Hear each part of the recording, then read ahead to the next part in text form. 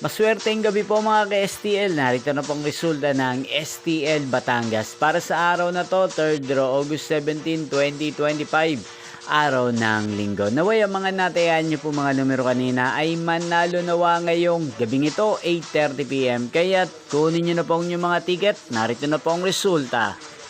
Ang mga numerong nanalo sa STL Batangas ngayong gabing ito, August 17, 2025, 8:30pm. Third draw result, 39 at 7. In exact order again, 39 at 7. At ngayong gabing ito sa STL Batangas, sa atin pong shoutout si Kuya Alfredo ng Batangas na nanonood din po sa channel na to. Shoutout po sa inyo, sana po ay nasa mabuti kayong kalagayan.